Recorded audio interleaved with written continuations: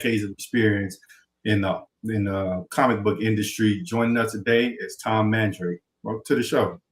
Thank you. I appreciate it. Hey, what's going on, Tom? Thanks for coming out. Oh, you're welcome. I'm your host, Kevin. And I'm your co-host, Brian. And I just want to spotlight this fly hat that I have on. It's from our friends at Tough Luck Apparel. You can find them at tuffluck.us. Awesome. So yeah, Tom, you've been in the industry probably longer than I've been alive. I'm only 42 years old.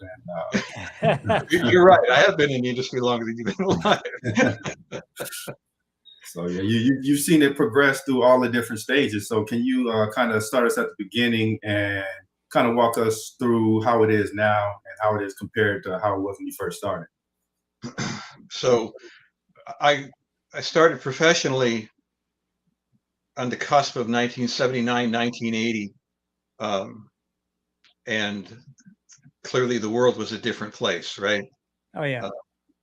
So when I first started looking for work, you had to be in the New York area. So I'm in New Jersey.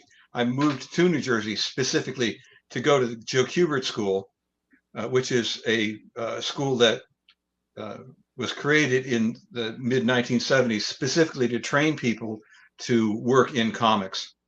I grew up in Ohio, so threw all my stuff in a car and I drove to New Jersey and went to the Kubert School, and I stayed here because at the time all of comic book publishing was in New York. Oh, wow. And the way, Marvel was there, DC was there, and yes, there were some smaller companies that were developing at the time, like First Comics, which were in Chicago. But you just had to go into town and bang on doors and walk in and sit on couches and talk to people.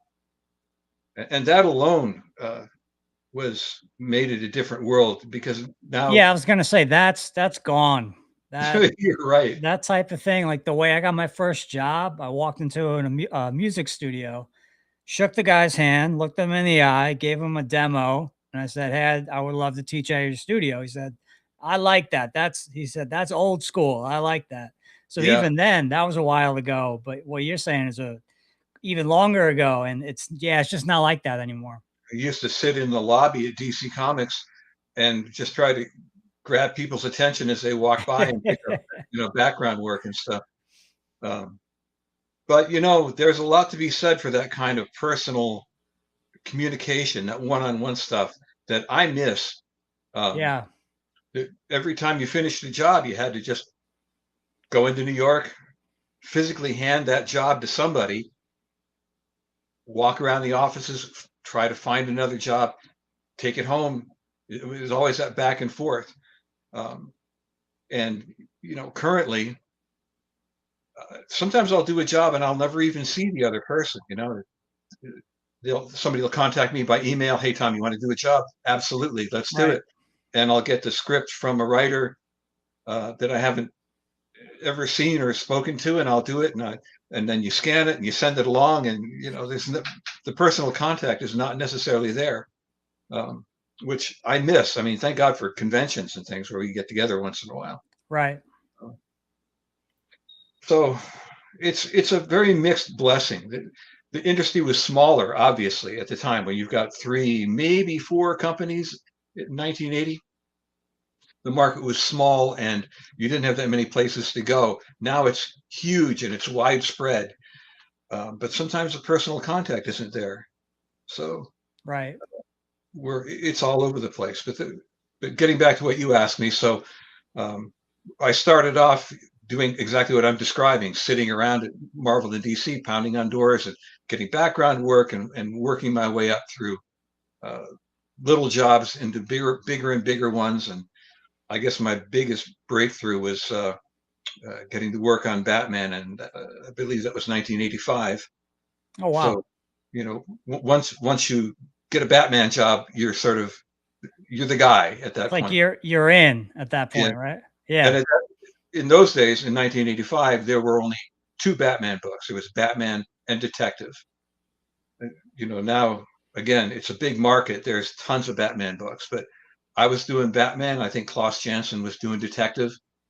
and that was really solidifying for my career. So once I did that, then ever since I've been rolling. So Wow. So that was, you said 1985 when you yeah. got the Batman gig? Nice. So yeah, it seems like it just takes that one opportunity to really establish you and open those doors.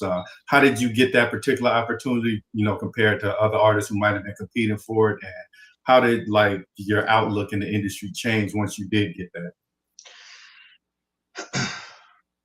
Well, I was I was always pushing, always up in the offices. Dick Giordano was the publisher, I believe publisher at DC at the time, and he was real hands-on. Great guy. I actually knew him he taught briefly at the Kubert School. He was teaching inking there, and every time I would go up to DC, I would stop in his office. He was always handing me work, um, and I didn't even realize what was happening at the time because he was giving me work and giving me directions. He was working me toward that Batman job without me knowing it. So Right. so the day that he sat me down and said, "Okay, you're gonna be the Batman artist now," I was just floored. And I was working. Doug Mensch was the writer, and the first issue that Doug gave me was we created the Black Mask. I don't know if you know who that character is, um, but he has become one of Batman's big villains. He's been in animation. He's been in movies. He was huge. And my response when I saw the script was sort of like, "Oh, that's cool. Are we going to do the Joker at some point?" I didn't realize what was happening, but here I am, my first issue of the Batman, and I create just right out of the gate. I create a classic Batman villain. You don't know this when it's happening. You don't know what's happening in the moment, right? You, it has to blossom out into a thing. Over the course of the 46, 7 years that I've been working, I've thrown a million characters at the wall, and only a few of them stick. That's the way these things go. But it just happened that this character that we created, that Doug and I created, became this huge Batman villain. So that was the great upside. So after, forget how many issues of Batman I did, I walk into the office and Dick says, "Okay, we're taking you off Batman." So I got fired. Oh, no. One of many, many times that I've been fired because this is gig work. You're on, you're off. You're on. Freelance, right? It's all Yeah. freelance. And Dick said, he's like, "Okay, this is going to make your stomach hurt for a little while. Maybe you'll draw Batman again. Maybe you won't, but you're going to go on to do other stuff." It was a great lesson for me. And I did lots of issues of Batman after that. I did a lot of other cool stuff, uh, but it was a great launching pad for me. And that firing, you, that's how you get, that's how you forge your iron, right? You got to take a few hits to learn to get stronger. For sure. I mean, I think that's really important because, like, let's just say he kept you on Batman. Just like in the acting industry, you can get typecasted real easily. Like, oh, that's the Batman guy, but Right. him kind of pushing you out the door that allows you to, force you to explore variety. So, like, what were some of the projects you did after that you really that really stood out to you? So immediately after Batman, I have a friend, a lifelong friend, John Ostrander, who was working on a book called Grimjack. Now, this was for First Comics out of Chicago, which is one of the first major creator-owned companies. And my friend Tim Truman and John created Grimjack. So I'm staggering off of being fired for, pulling my hair. "Oh, I've lost Batman. Boo-hoo me," Right. And John said, "Hey," John and Tim were like, "We want somebody to pick up Grimjack. You want to work on that?" I was like, "Yeah, sure. Let's do that." So I started working on Grimjack, and the next thing I know, DC says, "Hey, we're going to do a new version of Captain Marvel, which is now known as Shazam." I don't know if you know who that character is either. "With Roy Thomas. Do you want to do that?" So I'm like, "Yeah, absolutely." So the next thing I know, just like Dick said, your stomach may hurt for a while, but you got to keep pushing. So now I'm doing Grimjack, and I'm doing this new version of Captain Marvel. So that was the two next things that happened. I stayed on Grimjack for a long time. I had a long run on that. I did the short run on Captain Marvel, which was fun and very much not what people would see me as, because I was already, I don't say typecast, but you brought up that word, and it's true. You immediately sort of become known for certain things, and the thing that people started seeing me as was like a dark and gritty kind of artist. So between Batman and Grimjack, I was already getting those flavor notes in my portfolio, Right. which is great because I love doing that kind of thing. But I would say I can do anything. You may not like the way I do it, but I can do anything. So those are the two next projects, and all amongst that, if I had a little bit of time here or there, I was doing guest shots on Swamp Thing. So that was all those things kind of filled up the 1980s for me. And I did work here and there for Marvel. I did the New Mutants and some other spot checks at Marvel here and there. I ran across an issue of because I'm trying to clean up my studio. God, if you could see the rest of my studio right now, it's a horrendous mess because I'm pulling out original art and trying to sort it. And I came across an issue of G.I. Joe that I completely forgot that I did. It's like, oh wow. Well, there's another 1980s job that I totally blanked on. Nice. How about like X-Men? I did over the years several X-Men jobs. Well, that's New Mutants was one of the first ones. Actually, I have to go back to 1982 for that because that was really my first big job for Marvel. I was up in the offices talking to Louise Simonson, and she gave me that job, 1982. And she wanted me to kind of lean into the look of the book. So Sal Buscema was penciling that, well, laying it out. So she wanted me to sort of finish the pencils and ink in the style of, which I did. And that was a great gig too. Now that gig, was that kind of like a handshake deal? Okay, you're going to come on, or how did that look? The negotiation. How did the negotiation look? It's like, hey, you want to work on this book? Sure. Well, here's the pages. Go home and do it. So that's what I did. I can't imagine that it's like that now. A lot of it is. Really? Wow. Yeah. I mean, you'll sign a piece of paper. It's a little tighter now. I mean, I sign those non-disclosure agreements all the time. They're basically bullshit, and I never tell anybody anything anyway. I know people who will sign a non-disclosure, and the next thing you know, they're on Instagram telling everybody what they're doing. But I've always been good at keeping my mouth shut about what's going on. Anyway, yeah, the New Mutants. I don't know if you know anything about comic book sales. We were selling 250,000 copies a month. Wow, that's huge. It's a lot. It's got to be a lot. And we got canceled. The team got canceled because it wasn't enough. But this is when X-Men books were expected to sell 1 million copies a month. So yeah, our sales were bad. We're bad. Wow. God, 250 now would be like inconceivable. But it was a different market, So I got, I think I can't remember how many issues I did on that. It's a long time ago, but I had a decent run on it, and then I got fired off of that book. But yeah, whatever. Keep it rolling. So you're just it sounds to me like you're a real hustler. You're over here, you're over there, you're over there. Whatever's paying, okay, I'll take that. Most of my career, I should say a good deal of it, has been at DC. I had several long runs. So after the 80s were over, I did several guest shots on Swamp Thing. And about the time that Karen Berger offered me the book on a regular basis, excuse me, I was like, I really appreciated that offer, but I wanted to pencil and ink my own stuff. That's the thing that I love to do. Penciling is great, but I like to round it out with the inks. Inking is where my heart is.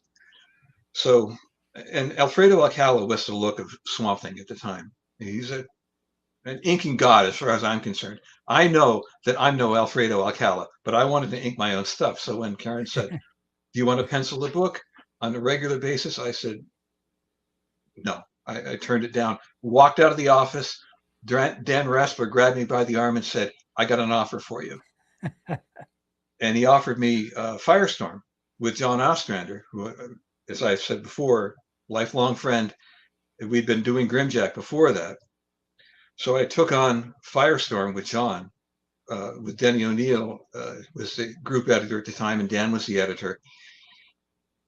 And that led from Firestorm for about a year, more or less. And in the meantime, John and I were like, well, what should we do? Let's pick out a character that nobody cares about at DC, and we'll reinvent him.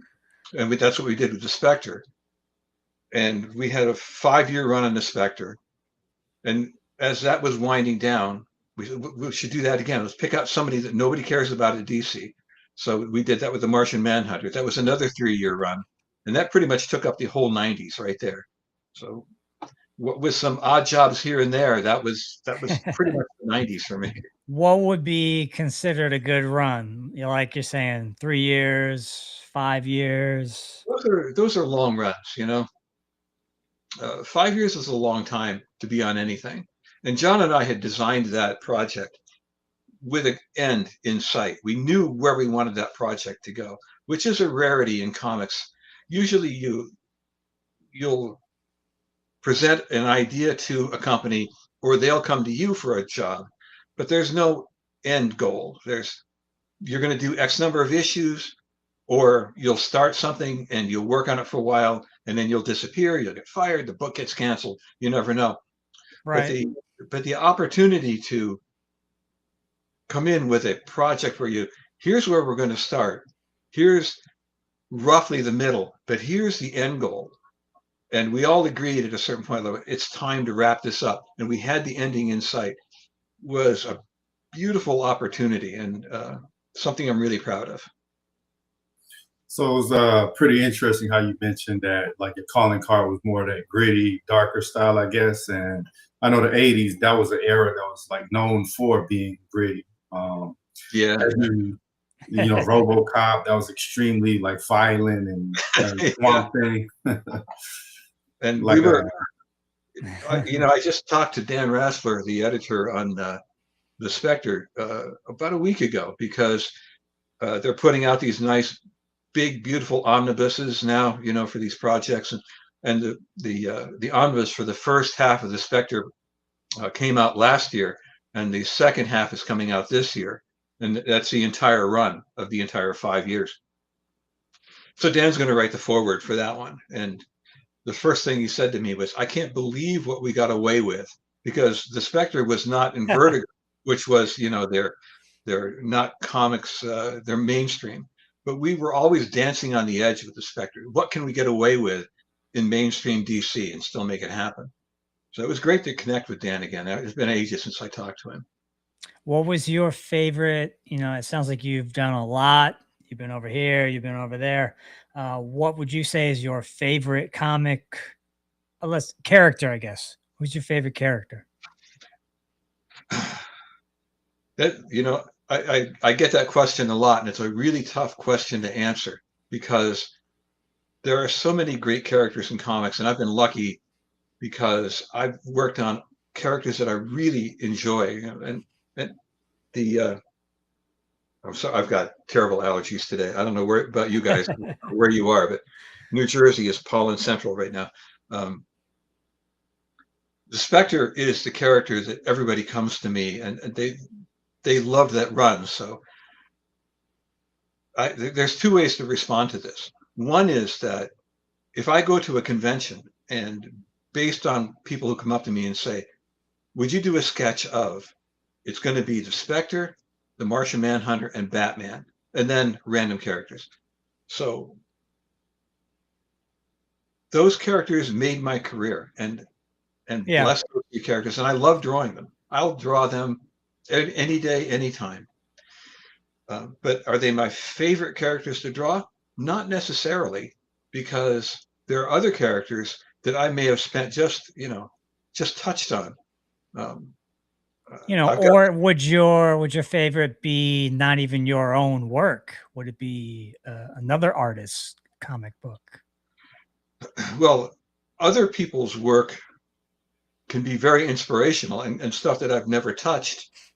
Like Mobius. Mobius's work is brilliant, and I feel like I couldn't even touch it, but I love it. You know, Lieutenant Blueberry work, for instance. It's beautiful. And if somebody said, "Do you want to do that?" I'd be like, "Nope, I'm not touching that. That's him. That's his stuff." Or Richard Corbin's work. It's so unique, unusual, and interesting. But that's a different kind of favorite. There's all kinds of favorite things. So I could never pin down a favorite character. And sometimes the favorite book for me is the thing that I'm working on in the moment, At the because moment. Yeah. because I'm all fired up about what I'm doing at the moment. No, that's I think that's a really good energy to bring to the type of work that you do. Yeah. Comics is sometimes it pays really well, sometimes it doesn't. And the industry, it's funny, in 1980, when I first got into this business, it actually was imploding. It looked like it was going to die. And I had several editors tell me, "Don't get into this, find something else to do. Comics is dead." And I've heard that every 5 years or so since I've been in this. And I'll have, I teach at the Cubert School like a day, I just go there to Yeah. sort of, give back. And the students will go, "Oh, somebody told me comics is dying." And I'm like, "Yeah, they tell me that every 5 years too, but here I am, Yeah, closing here I am. So don't believe it. Just, if you want to do comics, because the market's always going to rise and fall. Sometimes you're going to make some pretty good money, and sometimes you aren't. But this is not a business to get into to make $1 million. Some people have, Yeah. and bless them for that. And some of us make a decent living and just love what we're doing. You should do this because you love it. Yeah. Like, And people that's like, different types of art. Like, I'm a musician. I've always loved drums. I've been in a lot of different bands, worked on a lot of different projects, different sessions. Sometimes the pay is good, sometimes it's not. Sometimes you get long spurts, of nothing, and then you get a bunch of stuff all at once. So I think in any creative field, you're going to have that kind of up and down, non-linear track. That's But for sure. if you really love it, then you'll do it, Yep. You can't expect it to be some kind of graph like that goes 9 like to 5, steady 9 to 5. So yeah, you kind of started your career with an already established franchise, and you worked on a few established franchises. But you also mentioned that kind of took a more obscure character and built that up. Like, out of the two, what do you think you enjoyed more? Like, which one was more impactful? Working on this established series, or building up something new from, like, not from scratch, but kind of breathing life into a lesser known series. They both can have a huge impact on your career. So again, it was tremendously beneficial for me to get that first Batman job. And the Spectre lying, I don't want to say lying dormant, because there were a couple other series that came out before that were great, but they were short-lived. So, And short-lived, what would that be? Like 6 months, 1 year? 6 issues, 12 issues here and there, which I've never understood, because he's a great character and deserves all the attention he can get. And that 5-year run for us was huge for us and for the character as well. And fans loved that character. And same with the Martian Manhunter. Up until that point, he didn't have his own series. He never had his own series. He was always a backup character. Great character, Right. with huge potential. And I think he's got a series now after all this time again.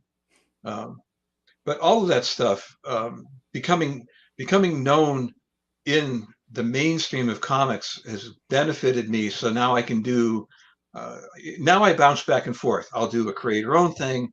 I'll do some work for DC, another creator-owned thing, do some work for Titan. I'm in a great position now where I can just float back and forth and do them. That's amazing. Were you able to sort of like build your own universe of characters over time? Sort of like, you know, Marvel has their own universe, DC has its own universe. You have your universe of characters. I've got these individual projects that I've worked on. They tend to be one shots. Like I did again. Here I go back to John Ostrander again. How many years ago was this?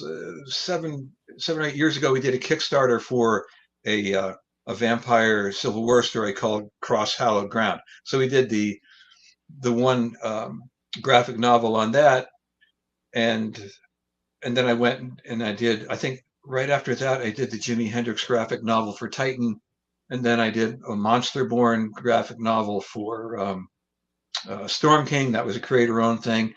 And now, right now, my Swamp Thing 1989 project is coming out through DC. While that's happening now, I'm writing, drawing a graphic novel of my own.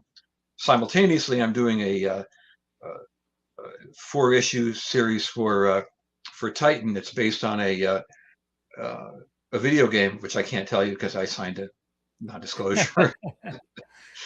So yeah, I like to bounce back and forth, but I haven't really created a universe of my own because the creator-owned stuff I do tends to be very much like I'm going to do this one over here, and then I'm going to do that one over there.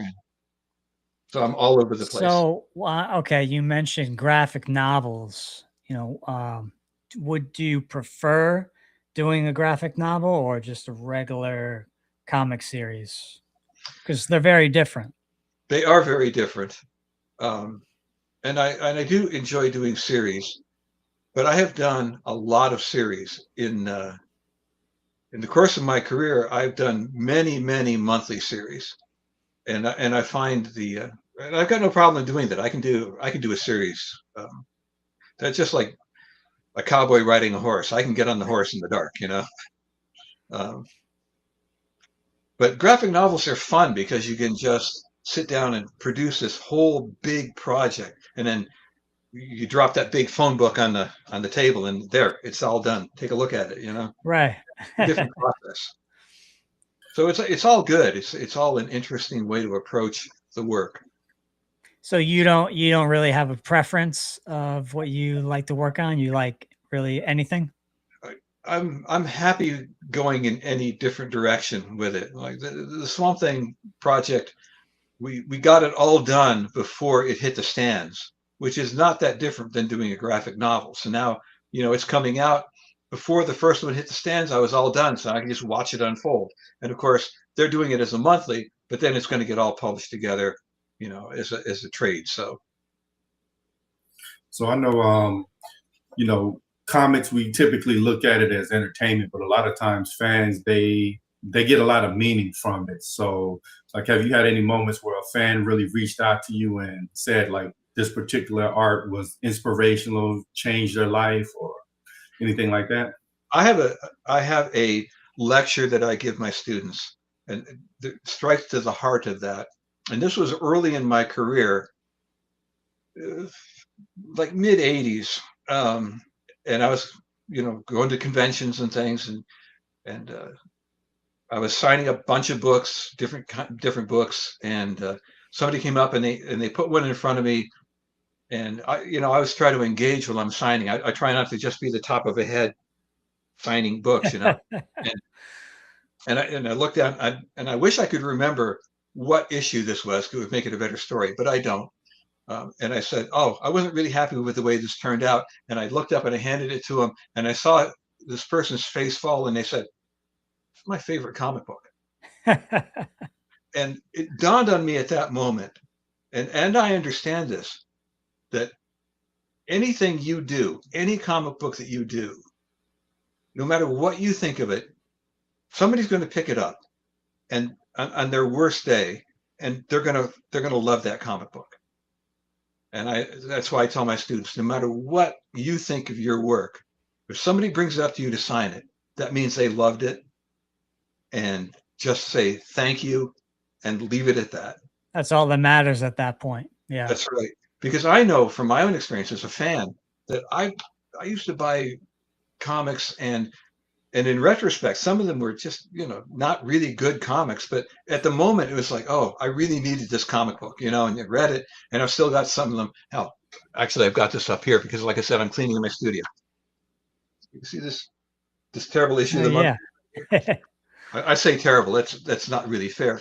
But I've had this ever since it came out from the mid 1960s when the series was out. It's not a particularly good comic book, but I bought it that day. It was 12 cents, and I still own it because it came out on a day when I really needed a comic book and I really enjoyed it. So I think that any media, it doesn't have to be comics. It could be an album. It could be a movie. It could be a TV show. I think entertainment can hit us on all kinds of levels. Whether it's just, oh, thank God, I really enjoyed this. Comics has a unique ability to affect us on all levels. So the printed page is important, and it goes back, I think, through history as being able to affect people in a way that some other things can't. So I take that. I don't want to get too heavy about it, but I take it seriously. But at the same time, comics can just be goofy fun, and I think Right. it's important. Also, a great point you mentioned about, other people just loving your work. Me, before I got into software or finance, I wanted to be an artist, and one of the things that deterred me was I would always look at my art compared to somebody else, find these flaws and just trash it, and it's like it just stopped becoming fun at that point. Like, how are you able to kind of work through just demolishing your own work and just putting it in front of people and letting them perceive it how they perceive it? I've come to terms. I came to terms with that a long time ago. The first 5-10 years of your career, when people trash you, when you get the bad reviews and things, yeah, it hurts. But after a while, you start to realize it's just part of the process. You're going to get good reviews. You're going to get bad reviews. They're going to land in the middle, but at least they're looking. Yeah. And don't they say that any kind of press, good, bad, it's positive. It's bringing up your name, your book, whatever it is. It's bringing it right in a dead center into people's attention, whether it's good or bad thing. I have to say anymore, when people really trash me, I actually get kind of a kick out of it. I just have to laugh about it because I've been doing this for a long time, and apparently I must be doing something right, So if they want to trash me, go for it. It's fine. It's all good. Yeah, like as a musician, when I first started putting up drum videos on YouTube, I was paranoid. I was like, oh, people are gonna rip it apart. They're gonna make fun of how I look, my hair, all this stuff. And it was all positive. Every single comment was positive. I couldn't believe it. Sometimes we kind of psych ourselves out with Oh yeah. creative stuff, but really, I would say to any musician, any artist, do your work, do your best, and then just put it out there and see what happens to it. Some stuff is going to gain traction. Other stuff is going to fall flat. Just keep going. Yeah, I think, absolutely. would you pretty much say that to the artists out there? It's what I tell my students all the time. There are people that you should listen to. And as I tell them, listen to me, listen to your other instructors, listen to the artists around you. Don't listen to random people on the internet, because they're not there to help you necessarily. They have other agendas. So you have to develop a friend group, and your friend group should be honest with you. But especially at the Kubert School, it's a unique opportunity, and I try to be honest with them. I don't like to trash younger artists' work, but I like to be honest with them and tell them, here's where you could get better. Here's what you're doing right. But an honest community of creators around you, whether it's music or art or whatever else it's going to be, I think that's very important.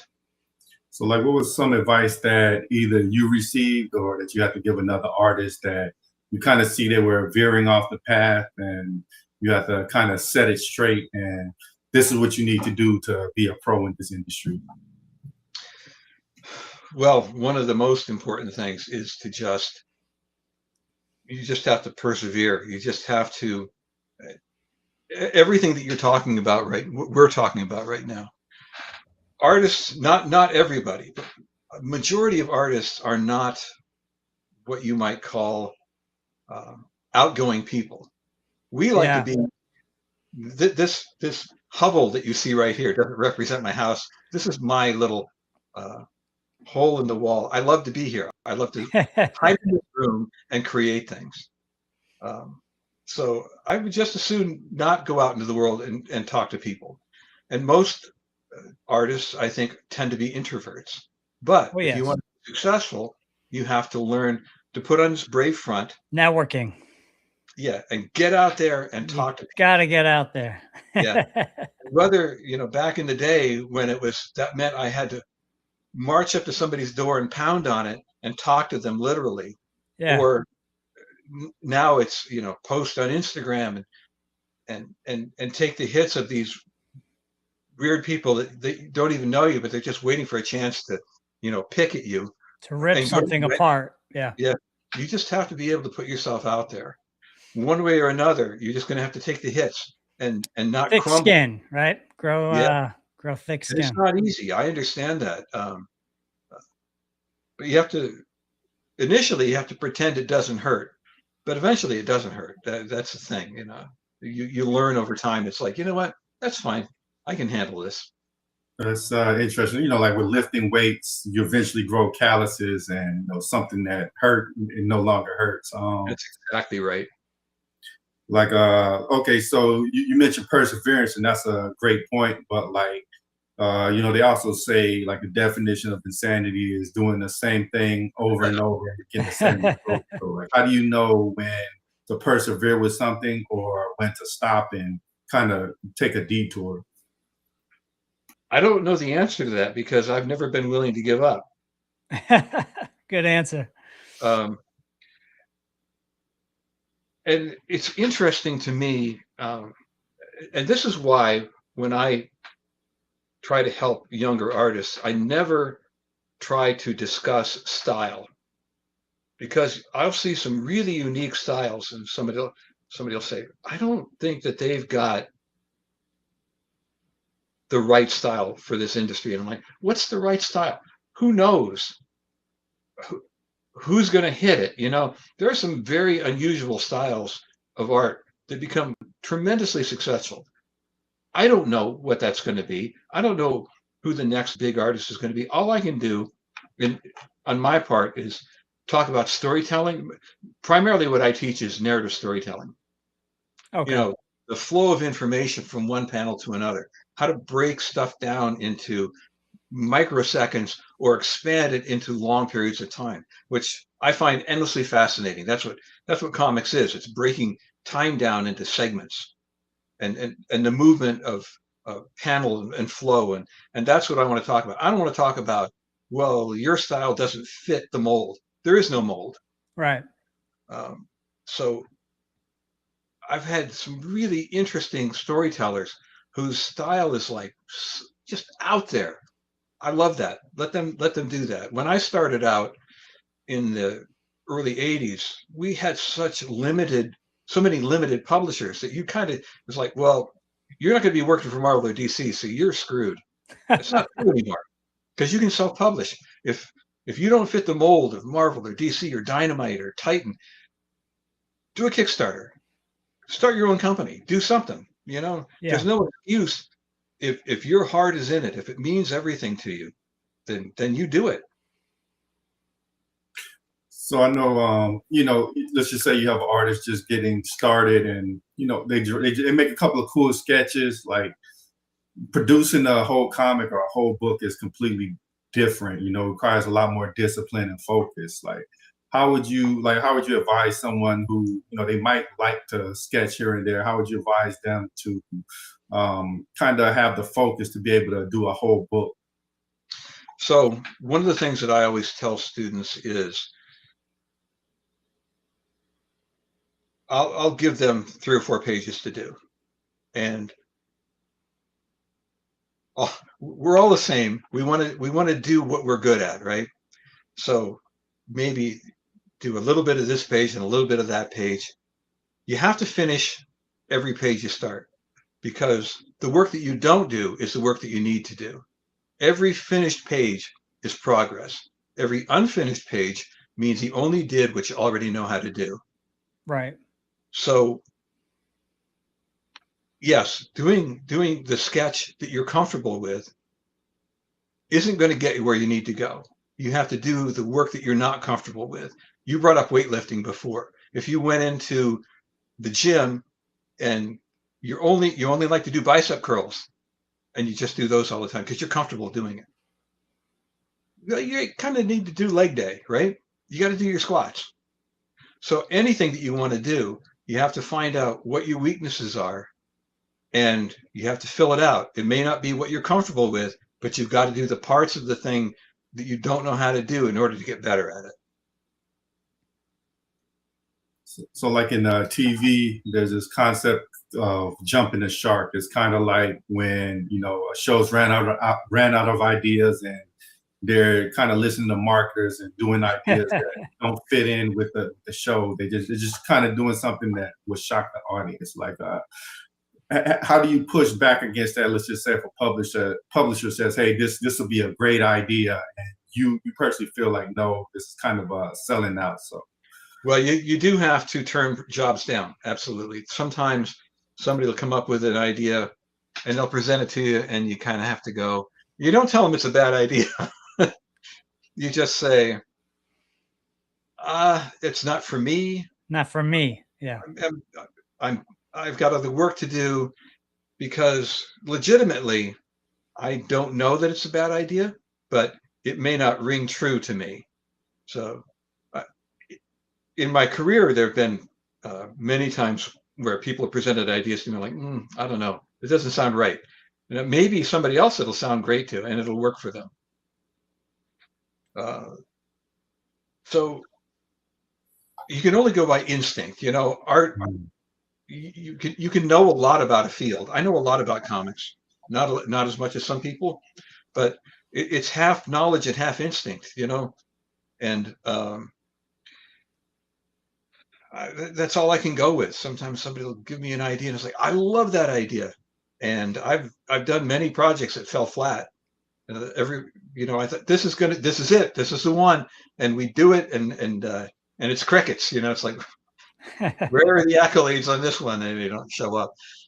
And other ones you do, and the next thing you know, it's a character that everybody loves. A great example of that again.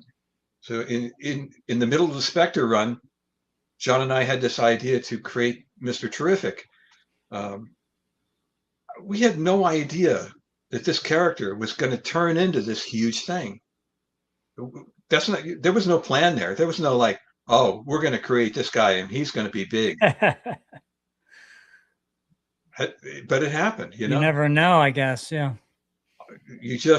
If you're a person who's driven to create stuff, regardless of the field, you just do it, and you keep throwing stuff at the wall. And sometimes the one that you thought was the best idea in the world that nobody cares about, meanwhile, something else takes off, and you're like, oh, I did that.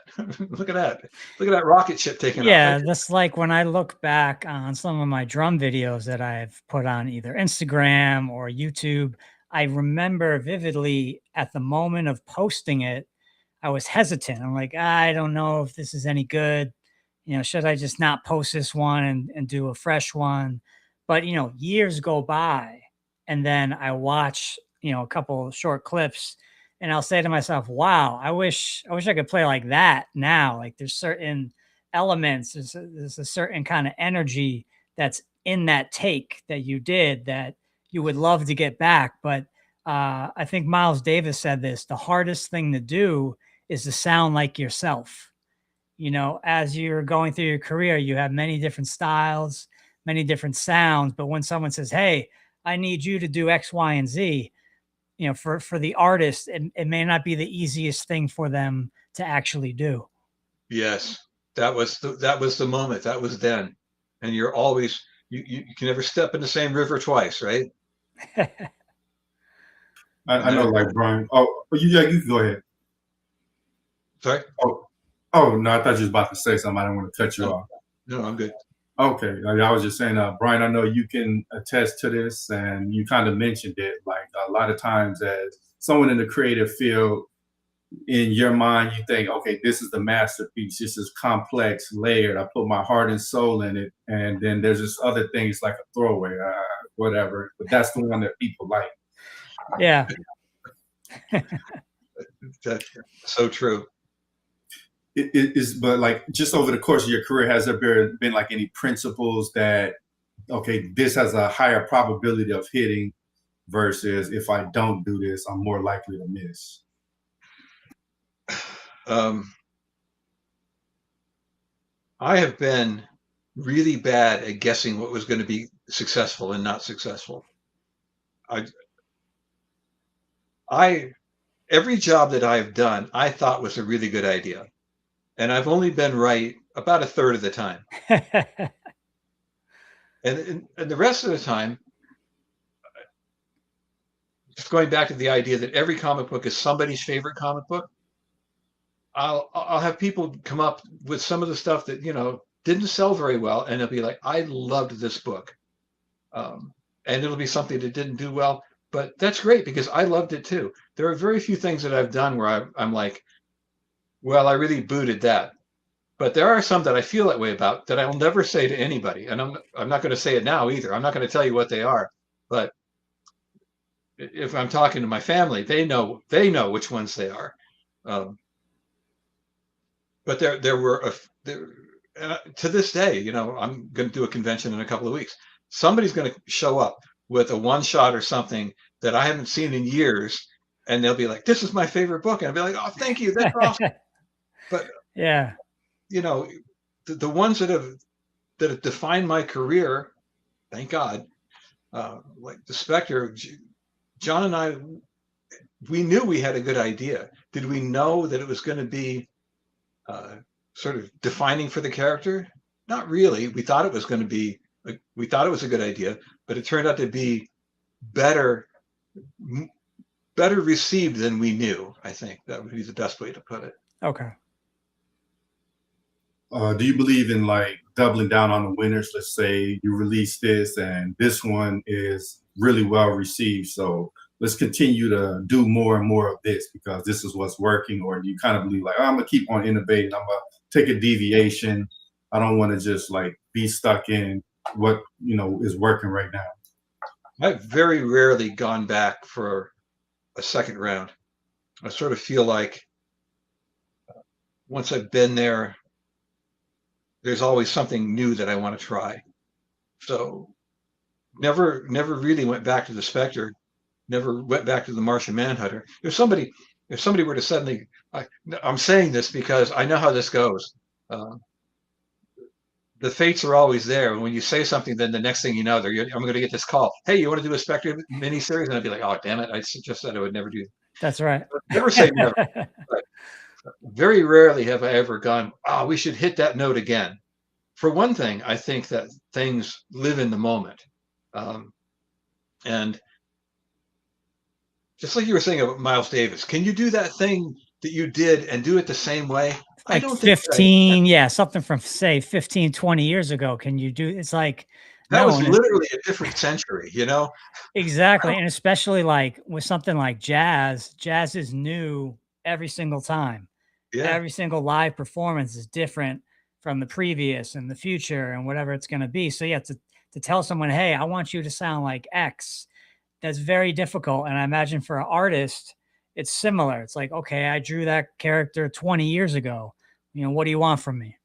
And as a matter of fact, the Swamp Thing project that's coming out right now is a great example of that, because it's called Swamp Thing 1989 for a reason. This story was originally slated to come out in 1989. And the first issue was penciled in 1989, not by me, by Mike Zuley. And they pulled it because the religious connotations were too much for DC to handle at the time. So Rick Veitch had written it, and it's been sitting there all this time. So when they called me up and said, "Hey, we're finally going to do this, but we want you to draw the last 3 issues." So the original Wow. issue from 1989, then I did the last 3. And they said, "We want you to try to hit the same notes that you used to draw," because I've done lots of issues of Swamp Thing since 1989, but they wanted that look. So much so that they asked the colorist to mimic the colors of a 1989 comic book. And they asked the letterer to develop a font to look like the original letterer. And they didn't put the pressure on me to say, draw it just like 1989, but we did try to make it look similar. And in fact, the dressing of the book, it's got original 1989 ads in it. It's got a letters page. We picked a paper that's not 1989 newsprint, but has a similar look. So it is very much that vibe. So when I started doing this, I was like, oh my God, I have to try to get back that look. So it was exactly the kind of thing we're talking about. All of a sudden, I'm looking at 1980 Tom and thinking, can I draw like that guy? And apparently I pulled it off because people are loving it. But I was sweating bullets for a while. I think some people can do it. Other people are like, look, I did that a long time ago. I'm doing this new thing now, and don't ask me to do that. You know, It was a great experiment, though. I have to say that because it's the kind of thing that you wonder about artistically, it was really an interesting challenge, and thank God it worked out. So I know, like a lot of times, like art and just creativity in general, it's kind of like you and Brian mentioned, it's like a derivative of the atmosphere, the environment at the time. And in the modern time, we're more isolated. Like we're more introverted. We're just a lot of times we're just in our house and we're not interacting with people and kind of taking as much in as we used to be. Do you feel like that has an effect on a lot of artists' artwork? Like it's harder for them to be as creative or exude that atmosphere because they're not getting out and about?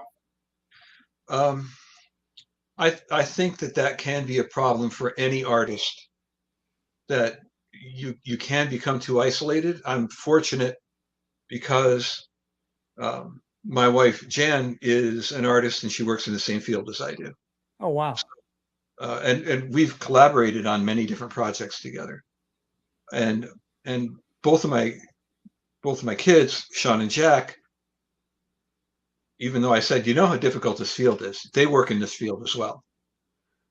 Um, and one of the reasons that I like teaching at the Kubert School is I get to have input from all these young artists who are interested, and the other instructors are all professionals. So I have a good circle. I know a lot of people in this industry. That being said, yes, I think it's always a danger for people who work in this business to become too isolated. But I think it's actually better now than it used to be because there's a convention. God, there's conventions everywhere all the time. constantly, yeah. Yeah. So early on, there were in the early 80s, there were a few conventions here and there, and you really had to struggle to get there. Jen and I used to we would go to San Diego, Chicago, New York, a lot of traveling, And now you don't have to leave New Jersey, and you could hit like 5 or 6 conventions, every weekend if Wow. you wanted to. It's crazy. So I think the community is strong. No, that's the amazing thing about the modern era. We kind of discussed this a little bit before the show about social media. It pretty much allows you to instantly connect with your fans versus, like you mentioned, going over here and this is where my pocket is in real life. Like they can come to you. Yeah. And that can be, I think it's great that you can have that connection. You have to temper it a little bit because my time is best served working with a little bit of interaction, because I can get too involved in like just being online, spending too much time looking at screens, which I find is a danger personally. So like for my closing question, and Brian, you can go after me. So like, yeah, where do you see the future of the industry going? Do you still really see it evolving, especially with all the technology? We have AI now. Like, what is your vision of the future of the industry? Let's just say even in 10 years. That is a really interesting situation right now, because once again, we're at that moment where everybody's been saying to me, comics is dead. AI is going to take over and it's all going to be AI. No, it's not.